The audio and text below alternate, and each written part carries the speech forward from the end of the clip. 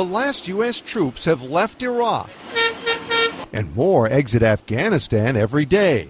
Clearly, a peace dividend's coming. But Congress and President Obama are already spending it, paying down the debt. So how to cut Pentagon spending without weakening defense? I've insisted that we do that responsibly. The security of our nation and the lives of our men and women in uniform depend on it. Obama's blueprint aims to handle $500 billion in cuts already agreed on and hundreds of billions more in the pipeline.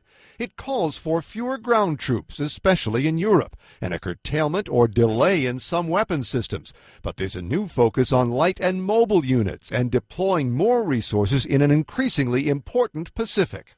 The United States is going to maintain our military superiority with armed forces that are agile, flexible, and ready for the full range of contingencies and threats.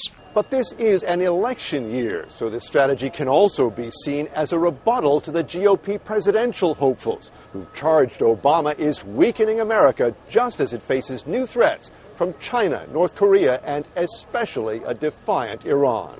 And he has failed to craft credible military options that the Iranians would know we would pursue if they continued down their dangerous course. In terms of China, its neighbors are increasingly worried, and judging by the strategy's focus on the Asia-Pacific, so is the administration. They'd have to be deaf, dumb, and blind not to take the hint that this is in fact geared almost exclusively towards them. Yet one thing it also does is drop the decades-old Pentagon doctrine of being able to fight two major regional conflicts at once. Now it's one war and a holding action. Officials deny this is retrenchment. With the joint force that we are creating here, we can confront more than one enemy at a time.